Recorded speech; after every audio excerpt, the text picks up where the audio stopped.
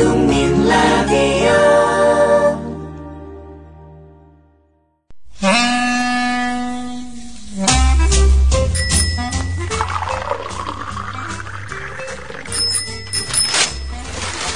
아침 신문 귀로 읽으세요. 김용민의 조간 브리핑. 차 살 때 어디서 검색했어? 카넥트요. 차 살 때 어디서 견적냈어? 카넥트요. 차 살 때 어디서 할인받았어? 카넥트요. 카넥트 모르세요? 구글 플레이 스토어나 애플 앱스토어에서 다운받은 앱이요. 차량 재원, 이미지 검색부터 결제 조건에 따른 견적 비교를 한 방에 차 살 때 찾는 앱 카넥트를 지금 다운받으세요. 자동차의 모든 것 카넥트. 넥트 카넥트.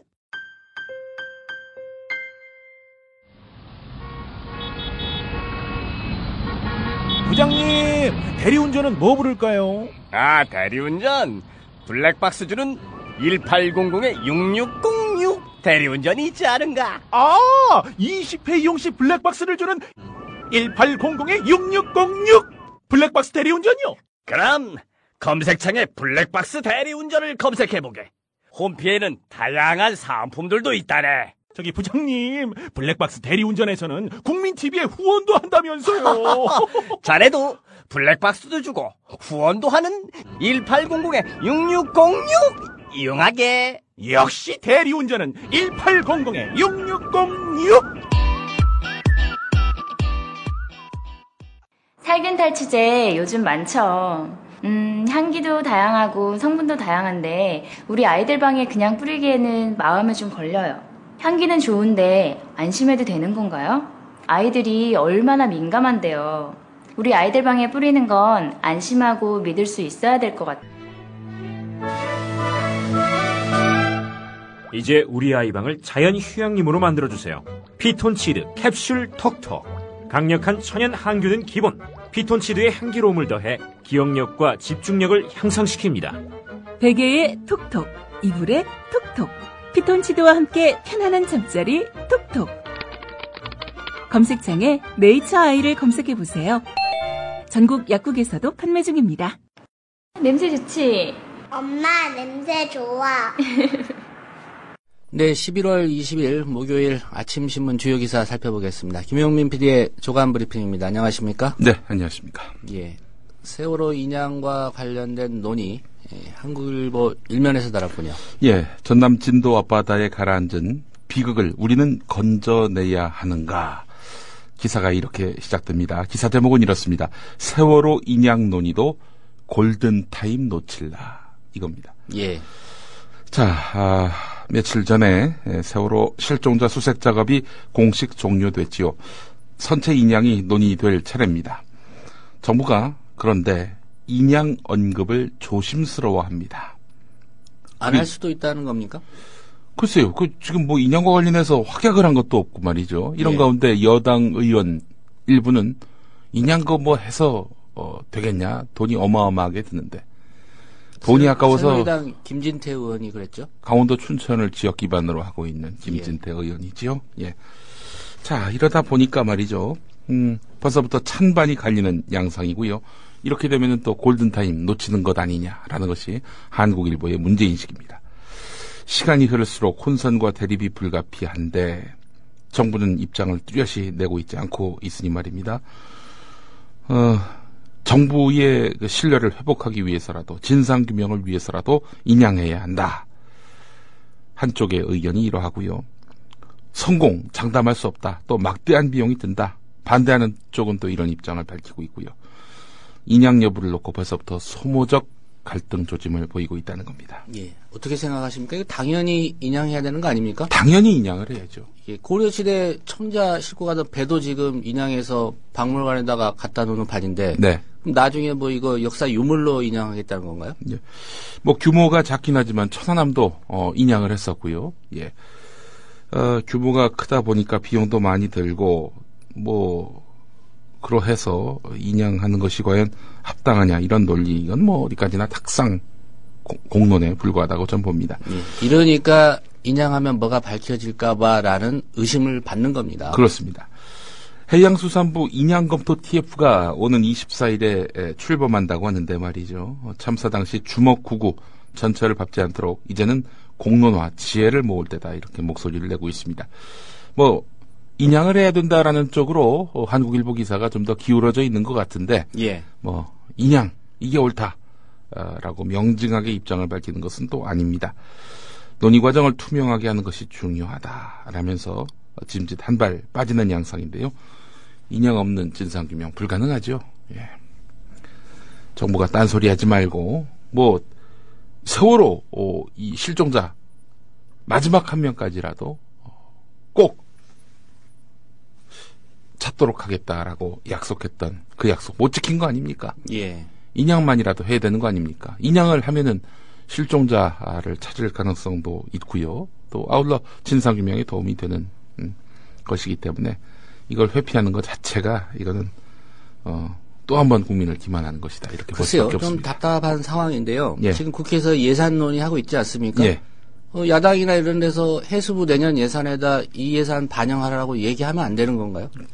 돈 많이 든다고 하도 얘기하니까요. 김진태 의원 말을 보면은 예. 전혀 단 한 푼도 내년 예산안에서 이 부분이 논의된 바 없다 이렇게 말하고 있습니다. 그게 문제라는 거죠. 예. 야당의 입장이 인양인지 이 부분도 불분명합니다. 공무원 연금과 관련해서도 입장이 그동안 불투명했었는데요. 예. 애매한 것들에 대해서는 뭐 입장을 뚜렷이 밝히지 않고 있는 것 같아서 예. 제1야당 맞는지 싶기도 하고요. 예. 세계일보 이면으로 가보겠습니다. 세계일보와 검찰의 대립각이 갈수록 뚜렷해지고 있습니다. 검사 비리를 취재 중인 세계일보 기자의 등기 우편물을 불법적으로 개봉해서 물의를 일으키고 있는 검찰 아닙니까? 어제도 뭐 야당에서 대대적으로 문제 삼고 나섰는데요. 이런 검찰이 지난 7월 유명 걸그룹 마약 밀수 의혹 보도 때도 기자의 동향을 조사했던 것으로 확인됐다는 그런 내용 오늘 세계일보가 이면에서 실었습니다. 검찰이 기자들의 취재 활동과 관련해서 상시 사찰 체계를 갖춰서 운용하는 것으로 이해돼서 적절한 조치가 필요할 것으로 보인다 이렇게 전하고 있습니다. 예. 뭐 세계일보 기자의 이해가 달린 문제이기 때문에 세계일보가 이렇게 보도하는 것이겠지만 이 언론계에서 주목할 필요가 있는 사건 아니겠습니까? 네. 기자들이 만난 국정원 직원 이름, 만난 장소까지 알고 있다는 겁니다. 검찰총장 직속기구 직원들이 이러했다는 겁니다. 비보도 내용도 파악하고 있는데 이 어떻게 이렇게 검찰이 기자들의 취재 내용들에 대해서 부처님 손바닥 보듯이 알 수 있는 것인지 의문이라는 겁니다. 예. 다음 기사 보겠습니다. 한국일보 오면 기사인데요. 경찰이 한국전력자회사의 입법 로비 수사에 착수한 가운데 국회에서 관련 법안이 발의되고 통과된 당시의 배경이 관심입니다. 당시 회의록을 종합할 때 경찰 수사선상에 오른 전순옥 새정치민주연합 의원이 사실상 한전자회사에다가 유리한 법안을 만들기 위해 대표 발의했다는 지적을 피하기는 어려울 것으로 보이는데요. 하지만 법안 발의 이후에 상임위원회가 변경되는 바람에 전순옥 의원은 심사나 법안 통과에 전혀 개입할 수 없는 구조이기 때문에 입법 로비로 단정짓기에는 무리한 수사라는 그런 지적이 나온다고 오늘 한국일보가 짚었습니다.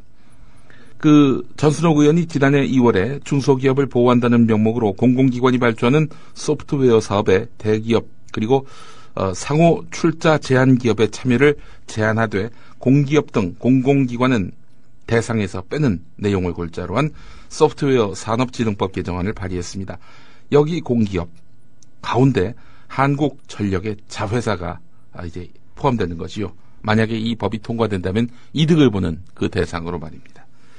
문제는 전순옥 의원이 관련 내용의 개정안을 처음 제출했던 2012년 11월 당시에는 공공기관 제외 조항이 없었다는 점입니다. 한전자회사의 조직적인 입법 로비에 따라서 전순옥 의원이 3개월 만에 개정안을 수정해서 제출했을 것이라는 것이 경찰 수사의 포인트인데요. 예. 전순옥 의원 역시 이 기간 이 한전자회사를 비롯한 공공기관 노조 인사들을 따로 만나서 요구사항을 청취했다는 점은 인정하고 있지만 공공기관 자회사가 공공부문 발주 사업에 참여할 수 없게 되면은 존폐 위기에 몰려서 민영화가 될 우려가 있다는 특수성을 인정해서 법안 내용을 보완했다는 입장입니다. 예. 결국 이런 로비와 입법 과정에서의 연관성은 없는 것이고 노동자들의 입장을 청취하는 과정에서 이렇게 법안을 수정했다 이런 이야기죠. 자, 결국 무리한 수사가 아니냐라는 논란이 제기될 만한 그런 대목입니다. 예, 글쎄요. 그 오비 일학이라고요. 네. 그러고 나서 이제 이 한전 자회사 직원들이 10만 원씩 후원금을 많이 냈다는 거 아닙니까? 네. 예.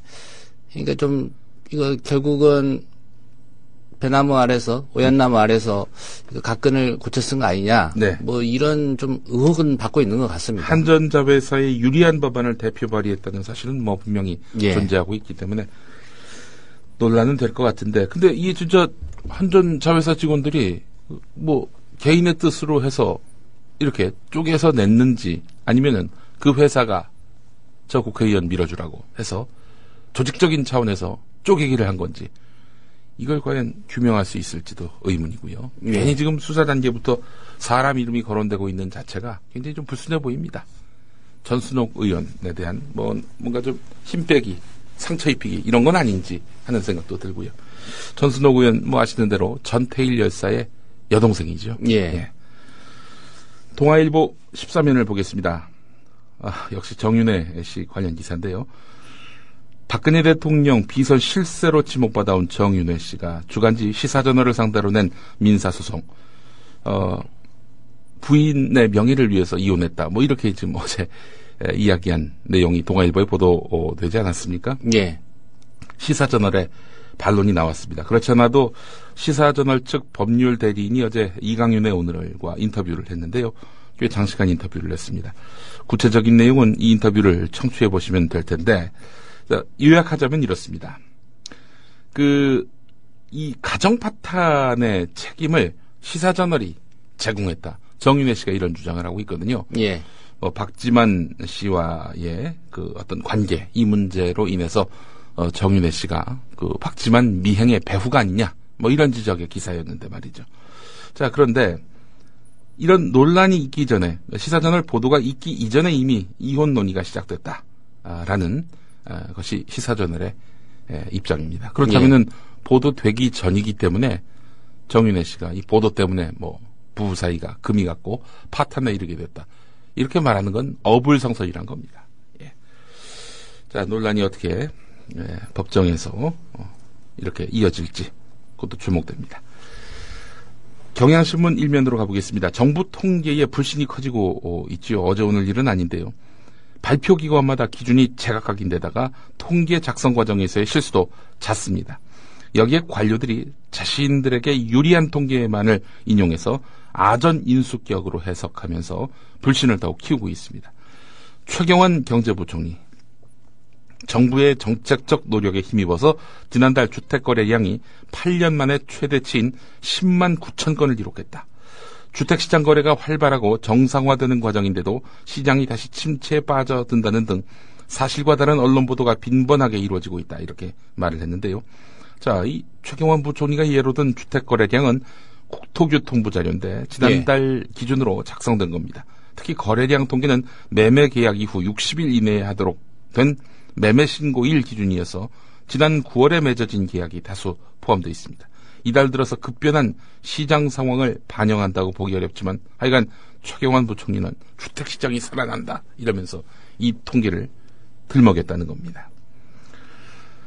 자, 실제로 그 KB국민은행 자료를 보면은 지난 12일 기준으로 전국 아파트 매매 거래 지수는 6주 연속 내림세를 기록했습니다. 부동산 114 조사 결과에도 지난 7일 기준으로 서울 아파트 매매 가격은 오름폭이 둔화됐습니다. 9월 19일에 비해서 말이죠. 9일 대책으로 반짝 상승했던 아파트 시장이 11월 들어서 식고 있다는 의미로 해석되는데도 최경환 부총리 혼자서 이게 주택시장 살아나고 있다. 언론이 침체되고 있다고 악의적으로 보도하고 있다. 이렇게 지금 나오고 있단 말이죠. 실업률 통계도 문제입니다. 기획재정부는 지난 17일에 브리핑을 열고 고용보조 지표는 실업률로 봐서는 안 된다라면서 실질 실업률 10.1%를 부인하고요. 3.2%가 맞다. 이렇게 강조했습니다. 이 대학 졸업 후에 취업을 준비하는 취업준비생이나 일을 더 많이 하고 싶어도 하루 1시간밖에 일하지 못하는 사람은 여전히 실업자 기준에서 제외가 됐습니다. 이들은 실업자에 포함시키지 말라라는 것이 기획재정부의 입장입니다. 예. 글쎄요, 국민들 판단에 맡기려면 자기들이 발표한 통계도 보여주고, 네. 실질적으로는 이렇다라는 통계도 보여주고, 네. 생각하게 하면 되는 거 아닌가요? 그렇죠. 예. 중앙일보 이면으로 가보겠습니다. 새정치민주연합의 신혼부부에게 집 한 채를 이란 포럼이 임대주택 3만 호를 공급하겠다고 제안하면서 집 한 채 논쟁이 뜨겁습니다. 새누리당은 공짜로 집을 주겠다는 거냐라면서 무상 프레임으로 역공을 취하고 있는 상태인데요. 양당이 논란을 벌이는 와중에 국토교통부가 이중 플레이를 해서 혼선을 더 키운 것으로 나타났습니다. 그러니까 새누리당에게 보고한 내용과 새정치민주연합에게 보고한 내용이 다르다는 겁니다. 임대주택 건설비와 관련해서 이 여당에다가는 3조 6천억이라고 이렇게 말했고 야당에다가는 1조 7,640억이라고 얘기했습니다. 그러니까 임대주택 건설비와 관련해서 이 임대주택 건설을 확대해야 된다라는 입장에 반대하는 여당에다가는 뭐 어마어마한 돈이 들어간다. 근데 임대주택 건설 비용 이것이 좀 들어가더라도 확대해야 한다. 임대주택을 확대해야 한다라는 야당에게는 1조대에서 해결할 수 있다라고 이렇게 이야기하고 있는 겁니다. 예. 각 당 입맛에 맞게 자료를 제출했다는 거죠. 예. 그래서 이제 중앙일보가 물어봤습니다. 근데 중앙일보에도 또 다른 설명을 했다는 겁니다. 기준 단가에 따르면은 국민임대주택 한 채를 짓는데 1억 1,800만 원이 드는데 실제로는 1억 5천만 원에서 2억 원이 든다. 이렇게 말했다는 겁니다. 누구 말이 맞는 건가요? 여야 중간쯤 가격으로 중앙일보 기자에게 또 이렇게 이야기했다는 겁니다. 예. 국민TV도 한번 물어볼까요? 그러면 또 달라질지. 예. 국토부의 이중 플레이라는 제목인데요. 3종 플레이네요, 보니까. 예, 다 물어보는 주체가 누구냐에 따라서 임대주택 건설비가 다 다르니 말입니다. 이러니 정부 통계를 어떻게 믿습니까? 경향신문 사면으로 가보겠습니다. 어제 인터넷 언론을 통해서 많이 보도가 된 내용이기도 한데요. 한번 좀 짚어볼 필요가 있을 것 같습니다. 이명박 정부가 이른바 VIP 자원 외교를 통해서 체결한 양해각서 45건에 총 1조 4,461억이 투자됐고 현재까지 회수된 돈은 얼마냐? 새정치민주연합 이명박 정부 국부유출 자원외교 진상조사위원회가 기자회견을 열고 발표한 내용에 따르면 1조 4,461억이 투자된 이른바 VIP 자원외교의 회수액은 0원이라는 겁니다. 0원. 예. 단 한 푼도 회수가 안 됐다. 이런 얘기입니다. 자, 이런 가운데 앞으로 2조 721억 원의 투자가 추가로 예정돼 있다. 네, 이렇게 새정치민주연합은 밝혔습니다. 정부가 이 돈을 또 쓰겠다 이런 얘기 아니겠습니까? 사실 MOU의 90%는 이명박, 이상득 두 형제가 체결을 했는데요. 자, 참 한 푼도 회수가 안 된다. 대단한 형제예요. 대단한 형제들입니다. 예, 정말. 형제는 정말 용감했다. 더 나아가서 무모했다. 이렇게 봐야 될 것 같습니다. 형제는 체결했다. 그러나 회수하지 못했다. 예. 영원을 회수했다. 한겨레 일면 가보겠습니다. 오늘 한겨레 단독 보도인데요. 2011년 12.6 재보선부터 2012년 4.11 총선과 대선 등 중요한 정치 일정마다 국군 사이버 사령부가 발벗고 새누리당 편들기에 나선 사실이 드러났습니다. 사이버사 요원들이 직접 작성해서 올리거나 퍼나른 댓글과 트위터글, 정치 관여의 구체적인 행위가 확인되기는 이번이 처음이라고 하는데요. 자, 어떤 내용들이 있었느냐. 4.11 총선 관련해서 문재인이 부산에서 개박살 나겠군요. 나는 박원순이 빨갱이인 줄도 모르고 아름다운 가게에 옷 갖다 주고 했다니까요. 노무현한테 저랬으니까 빨갱이잖아요. 오늘 처음 알았다. 한명숙이 평양에서 태어났네. 그렇군. 그래서 그런 거였군. 요새 하는 말 한마디 한마디가 거슬려. 이상한 아줌말세. 이정희 당은 빨갱이 집단이고 한명숙도 같은 당이다. 강간돼지 막말돼지 이런 놈이 국민의 대표가 되겠다니 이런 놈을 공천한 민주당은 강간통합당. 이게 누구를 말하는 걸까요 이게? 예, 지금 얘기하신 분 아니나요? 누가 봐도 뭐 그렇게 알겠는데. 예, 그리고 창당대회에서 애국가도 부르지 않는 통합진보당과 막말의 정수를 보여주는 낙곰수에 끌려다니는 민주당. 표를 얻으려고 자신의 몸을 제공한 숙주. 예, 그리고 새누리당 완승, 단독 과반 의석 차지. 참 다행이라는 생각이 드네요. 앞으로 좋은 정치 부탁드립니다. 4.12 총선 관련해서는 이런 글이었고요. 예, 이 마지막에 읽은 글은 이제 4.12 총선 바로 다음 날. 4월 12일입니다. 그리고 18대 대선 관련해서는 박근혜에 뽑는 가장 큰 이유는 이쁘다는 거다. 일단 이쁘다. 안철수가 욕심이 붙어서 탐욕스럽게 생기지 않고 문재인처럼 시체 잘 팔게 생기지도 않았다. 그리고 북한에서는 안철수 당선되기를 손꼽아 기다리고 있는데 안철수의 뿌리는 홍어 냄새가 난단께 안철수의 고향은 전라도다. 예, 이거는 명백한 허위사실이죠. 부산 출신입니다. 그의 조부모가 전라도 사람이기 때문이다. 이쯤에서 사퇴하는 것이 본인의 신상에 좋을 듯하다. 뭐 다른 건 다 뭐 그렇다 하더라도요. 뭐 용서될 사안도 아니지만 다른 것도 이것만은 정말 용서할 수 없습니다. 이게 군에서 국민을 상대로 할 얘기입니까? 그리고 박근혜 반드시 승리, 안철수의 불법, 편법, 특혜, 거짓말, 말이 앞서서 좋을 게 없네. 박근혜 후보 말에 진정성이 느껴진다. 친북 사고 인사가 대통령이 될 경우 그 후폭풍이 너무나 두렵다. 종북을 종북이라고 못 부르나? 문재인, 이정희, 종북 1+1 세트. 이번 선거 정말 중요하다. 좌빨 대통령은 절대 안 된다. 천안함 침몰이라는 단어를 구사하는 자가 대통령이 될 수는 없다. 참 못난 문재인 캠프입니다. 수단과 방법을 가리지 않는 정치권 친노 행태를 보면 이념보다 사람 됨됨이가 중요함을 느끼게 됩니다. 이런 내용들입니다. 이건 대선 개입이 아니고 정치 관여입니까? 이것도 역시? 네, 이게 국군 사이버 사령부가 했다는 얘기고요. 네, 그렇습니다. 선거뿐만 아니라 또 김관진 국방부 장관을 옹호하는 글도 올렸습니다. 네. 글쎄요, 이 장관 옹호하는 글을 올렸는데 네.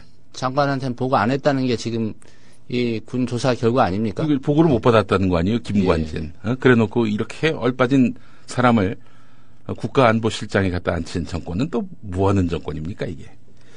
어이구, 이게 저를 아주 정면으로 겨냥한 글이네요, 국군 사이버 사령부가. 이거 어떻게 좀 수익 모델로 좀 삼아볼까 하는 생각도 좀 드는데. 예. 근데 이제 누가 봐도 저 김용민 PD를 겨냥한 건데 네. 또 이렇게 나오겠죠. 네. 우리는 염두에 두고 한 말이 아니다. 여기 이게 당신이라는 게 어디 있느냐 네. 이렇게 나올 가능성도 있어 보입니다. 아니 근데 한겨레 기사 보니까 예. 그 김용민 후보 막말 논란이 주 내용이었다. 뭐 이렇게 돼 있네요 보니까. 예. 누가 보더라도 그렇게 인식하고 있다는 얘기죠. 자, 뭐 하여간 뭐 사이버 사령부의 대선 개입이야 구문입니다만은 이렇게 구체적으로 어떤 글을 올렸는지 드러난 것은 이번이 처음입니다. 경향신문 신면을 보겠습니다. 사이버 범죄 수사 업무를 담당했던 전직 경찰 간부가 자신이 국민 라디오 지지하는 4가지 방법 아시나요? 다운로드하기, 별점 주기, 댓글 달기, 구독하기. 국민 라디오를 보다 많은 이들에게 전할 수 있는 가장 손쉬운 방법. 다운로드하기, 별점 주기, 댓글 달기, 구독하기. 400억이 잊지 마세요. 다운로드하기, 별점 주기, 댓글 달기, 구독하기. 것처럼 돈을 가로챈 혐의. 이런 혐의인데요. 53명이 입건됐다고 합니다. 뭐 아마 이 조직은 아닌 것 같습니다. 바로 며칠 전에 조간 브리핑 하는데 제 아내한테 문자가 왔어요. 예. 지금 어디 있냐? 방송 중이다. 이렇게 문자를 보냈더니 지금 누군가가 전화가 왔는데 제가 사고를 내가지고 누군가에게 지금 붙잡혀 있다는 거예요. 그래서 그 사람이 전화를 해서 막 신경질적으로 말하면서 그 남편을 바꿔주겠다고 해서 제가 뭐 우는 소리로 여보 나 사고 당했어 뭐 그랬다는 거예요. 근데 자기가 듣기엔 목소리가 똑같다는 거예요. 그래서 이런 보이스피싱 범죄. 그래서 돈을 입금하라는 얘기까지는 듣지 못했는데 예. 그래서 곧바로 저한테 문자를 보내서 나 방송하고 있다. 이 답신 듣고 다시 그 사람들하고 통화하려고 하니까 끊어져 버렸다는 거죠. 예. 성대모사를 한 걸까요? 아니 근데 이제 전화가요. 예. 음력 폭이 좁기 때문에 그 뉘앙스만 취해도 그 사람 목소리로 들린다는 겁니다. 비슷하게 들린다. 네, 그렇죠. 예. 참 이 간 큰 인간들이에요. 또 저희 집 전화의 청취자가 한둘이 아닐 텐데 이게 간 크게 저희 집에다 전화를 해가지고 보이스피싱 범죄를 하는지 납득이 안 됩니다. 만약에 그걸 들었던 어떤 분들이 이 수사를 해보겠다. 뭐 그랬을 경우에는 뭐 그냥 옴짝달싹도 못할 텐데. 예. 저희 집 전화의 청취자가 많다는 점을 분명히 좀 말씀을 드리고 싶습니다. 자, 경상남도의 교육감, 진보 교육감 아닙니까? 박종훈 교육감. 지난 6.4 지방선거에서 당선이 됐는데 지금 경남에도 혁신학교 바람이 거세게 불고 있습니다. 경남형 혁신학교인 행복학교 공모 경쟁률이 8대1로 전국 최고 수준을 기록했다는 겁니다. 진보 교육감들이 내건 혁신학교가 입시 위주의 교육정책에 찌든 학부모, 학생들로부터 대안교육으로 인정받고 있는 그런 양상이란 것입니다. 예. 경향신문 11면에 관련 기사가 있고요. 조선일보 16면을 보면은 최근에 그 교육부가 서울시 교육청의 자유형 사립고 지정 취소 처분을 무효화하니까 서울시 교육청이 즉각 대법원에 직권 취소 무효 확인 소송을 제기하겠다 이렇게 밝혔습니다. 사실 이 초중고등학교 교육을 담당하는 곳이 지역교육청 아닙니까? 나머지 그리고 대학교육 이 부분은 또 교육부가 관장을 하고요. 자, 그런데 교육부가 서울시 교육청이 정당하게 집행한 일에 대해서 딴죽을 걸고 못하게 지금 막고 있단 말이죠. 예. 소송을 가면 당연히 서울시 교육청 비용으로 돼야 마땅한 거 아니겠습니까? 근데 조선일보 기자 수첩을 보니까 박세미 사회정책부 기자 자사고 소송비를 왜 세금으로 하느냐, 왜 교육청 예산으로 하느냐 이렇게 하고 있습니다. 예. 소송을 내면 이제 교육부도 뭐 어쨌든 대응을 해야 되지 않습니까? 예, 당연히 거기도 뭐 그러면 황우여 장관이 개인 돈으로 냅니까? 글쎄 말입니다. 예. 조선일보가 인용한 이 주장은 도대체 어디서 나왔느냐? 대형 포털 사이트 인터넷 뉴스의 댓글에서 올라온 내용이란 거. 댓글에 올라온 내용이란 겁니다. 예. 언제부터 조선일보가 댓글 중계신문이 됐는지 의문을 갖지 않을 수가 없습니다. 댓글에 온갖 글들이 올라오죠. 터무니없는 주장들도 있고 뭐 과한 표현들도 있고 그런 거 속아내고 무시할 건 무시하는 게 1등 신문이 해야 될 일 아닌가요? 기자의 역할이죠. 예. 예. 근데 그 뭐 자기들 입맛에 맞다고 이게 터무니없는 얘기를 그대로 갖다 기자 수첩에 싣는 이 신문의 양식을 우리가 생각해 봐야 됩니다. 뭐 이렇게 길게 쓸 필요 있습니까? 예. 그 포털 댓글 참고하십시오라고 예. 간단히 쓰면 되죠. 아니면 QR코드를 갖다 박든지. 자, 관련해서 조선일보의 이중성을 또 볼 수 있는 부분이 뭐냐면은 지난해 대선 때 온라인상에서 정치적 댓글을 작성해서 선거 개입 혐의로 기소된 국가정보원 직원 김하영 씨의 변호사 비용은 누가 됐느냐. 분명히 국정원은 그랬거든요. 김하영 저 개인적 일탈이라고. 우린 모르는 일이라고. 뭐 결국 이제 법원에서는 그런 주장이 받아들여지지 않았습니다만은 국정원은 그렇게 주장했습니다. 그래 놓고는 김하영의 변호사 비용 수천만 원을 국정원 예산에서 지출을 했습니다. 이 부분에 대해서 조선일보가 이만큼의 문제인식과 이만큼의 어떤 그런 분량으로 지적했는지 묻고 싶습니다. 김하영이가 개인적 일탈을 했는데 왜 나라 돈이 들어갑니까? 본인이 다 책임져야죠. 어이구, 뭐 김하영이가 교통사고 치면은 그 비용도 다 나라에서 대줘야겠네. 자, 강원도에서 9시 등교를 시행을 했습니다. 강원도 교육청, 그 교육감이 민병희 교육감 아니겠습니까? 진보 교육감으로 분류됩니다. 자, 강원도에서 처음으로 지난달 13일부터 9시 등교를 시행한 학교, 강릉 율곡중학교인데 이 학생들에게 물어봤다고 합니다. 얼마나 만족하느냐. 82%가 만족한다는 반응을 보였다고 합니다. 도입하기 전에 보다도 찬성률이 20% 상승했다고 합니다. 수면 시간이 늘었고 아침밥을 먹을 수 있다는 점, 이 점을 학생들은 만족스럽게 여기고 있다는 겁니다. 네, 오늘은 여기까지 해야 될 것 같습니다. 네, 김용민 PD도 9시 출근을 이게 해야 될 텐데, 네, 6시 출근을 하고 있으니 오늘은 좀 늦었습니다. 예, 잘 들었습니다. 예.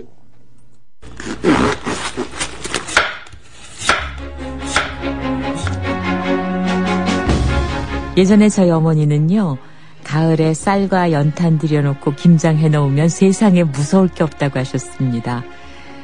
자랑은 아닌데요. 이 나이 되도록 저 혼자 김장을 해본 적이 한 번도 없었습니다. 근데 올해는 제가 겁없이 씩씩하게 김장을 하기로 했습니다. 11월 22일 토요일 아침 10시 반 강원도 철원군 철원읍 대마리로 오십시오. 큰누님 맹경순 아나운서와 함께하는 즐거운 김장 체험.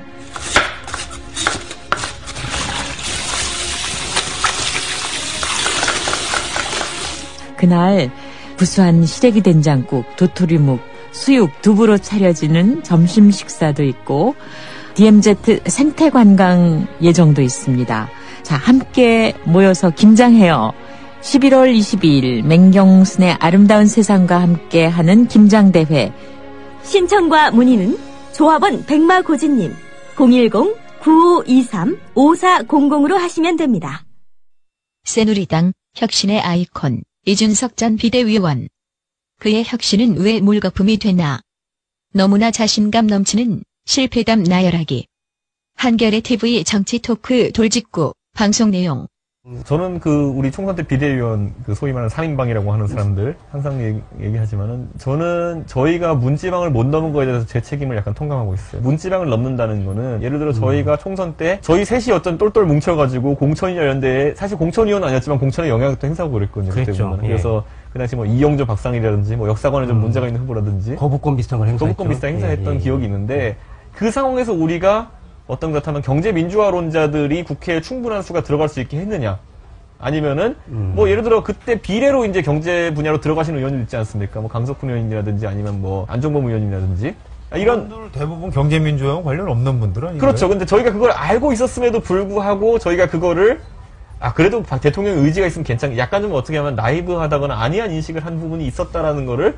저희가 총선 대선 끝나고 얘기를 많이 했어요. 왜냐면은 그 총선 결과 나오자마자 바로 그 당시에 전혀 경제민주화 관계없는 이제 이항구 대표님이라든지 이런 분들이 말씀하기 시작하면서 정책 기조가 어그러지고 그리고 과거에 이제 안종범 수석 같은 경우에도 과거에 본인이 입안했던 줄푸스의 기조로 이제 다시 정책 전환을 하게 되고 저희는 그렇게 생각 안 했었거든요. 제가 여기서 약간 좀 웃긴 비화를 지금 한 번도 어디서 공개 안 했던 걸 얘기해보자면 마지막에 저희도 너무 불안해가지고 제가 김정민 장관님한테 그때 이건 근데 이 멤버로 저희가 경제민주화 한다 그러면 사람들이 믿을까요? 라는 말을 했었는데 그때 굉장히 그래서 저희도 난감해가지고 되겠지라 생각하다가 마지막에는 제가 장관님한테 그래도 저희 비례 명단에 그래도 경제민주화 론자라고 할 수 있는 분이 한 분은 있어야 되지 않겠습니까? 그래가지고 마침 그때 유종일 교수님이 새정치연 민주당에서 공천 탈락하셨어요. 그때 탈락하셨어요. 그래서 제가 유종일 교수님 어떻게 한번 섭외하게 우리가 어떤 판이라도 짜야 되는 거 아니냐, 남의 돈이라도 빼와야 되는 거 아니냐라는 상황으로 그때 판을 만들려고 했던 적이 있었고 그래서 진짜 진지하게 저희가 회의에서 제기했던 적이 있었어요. 그러니까 우리가 경제민주화를 하기 위해서 인재를 모은다는 과정 속에서 왜냐하면 그때 지역구 공천에서도 보면은 경제 전문가라고 하는 분들 중에서 예를 들어 나성민 의원 같은 분들. 경제민주하고 별로 관계가 없는 분. 마지막에 살아가셨어요. 또 거기서 또 그래가지고 어쩌다 보니까 나중에 향후 재경위가 눈에 보이는 거예요. 나중에 경제 쪽 보면은 여기는 무생무치도 아니고 진짜 반경제민주화론자들로 다 이제 뭉칠 것 같다 이런 생각이 있어가지고 너무 절박해서 유종일 교수님이라도 모셔야 되는 거 아니냐 이래가지고 회의를 했던 적이 있어요. 그 정도로 저희가 실패하셨군요. 그 부분은. 그런데 재보선 앞두고 급조된 이준석 혁신이 기자들도 굉장히 좀 비판적으로 봤고요. 재보선 끝나고 딱 이용해 먹고 딱 잘라버리고 이런 꼴이 됐단 말이에요. 그래서 이제 한쪽에서는 이준석 뭐냐 실망했다 이런 얘기들도 있어요. 결과적으로는 어떻습니까? 결국 주어진 세팅 안에서 어떻게 해내느냐가 중요한 건데 이번에 재보선만 있었다면 혁신이가 다른 방향으로 갔을 겁니다. 그런데 재보선과 전당대회가 있으면서 전당대회 새로 선출된 지도부가 전에 혁신이를 이제 추인하느냐 마느냐의 문제가 굉장히 복잡했어요. 그 안전장치들 마련하려고 노력 많이 했던 거죠. 예를 들어 김무성 대표한테 가서 서면으로 이걸 받아내기도 하고 아니면 또 영상물로 남겨가지고 이거 하시겠습니까 이렇게 남기기도 하고 많이 노력했던 편인데 선거의 압승이 오히려 독이 됐던 것 같아요 보니까. 김무성 대표가 너무 많이 이겼다? 모호한 거죠. 혁신 드라이브나 이런 것들이 공을 세운 거냐 아니면 또 김무성 대표라는 사람이 공을 세운 거냐 아니면 또 반대로 박근혜 정부가 또 지지를 받은 것이냐에 대해서 모호한 상황이 가가면서 그 동력을 얻는데 실패했다는 것을 제가 그 실패는 얘기해야죠. 그러니까 동력을 얻는데 실패했다는 거는 이제 혁신을 하는 분들의 생각이신 거고요. 네. 국민들 입장에서 보면 혁신이 어디론가 사라져버린 거죠. 저는 그래서 김무성 대표에게 그래도 좀 아쉬운 점이 뭐냐면은 김무성표 혁신은 그럼 무엇이냐에 대해 가지고 지금 김문수 위원장을 통해서 나오고 있지 않습니까? 그러니까 사실 외주 준 거잖아요. 자기가 노노동 무임금, 출판기념회 금지, 뭐 이런 거 세비 동결. 정작 거기에서는 또 좌장격인 김성태 의원이 또 혁신이부터 혁신해야 된다 이런 말씀하시고 계시니까 제 생각엔 김무성 대표께서 뭐 보수 혁신이라는 상당히 좀 자기 모순적인 말을 지금 들고 나오셨잖아요, 보면은. 그 말을 과연 어떻게 구현할지에 대해 가지고 아까 제가 김무수 위원장의 그 안들이 때려미는 수준이라고 그랬는데 그 김무성 대표 본인이 내놓으신 것들은 또 약간 비누칠하는 수준으로밖에 못 간 것들이 많은 것 같아요. 예를 들면 뭐 승용차 바꾸고 술 안 먹는다 이코노미 탄다 이코노미 타고 뭐 이런 것들이죠.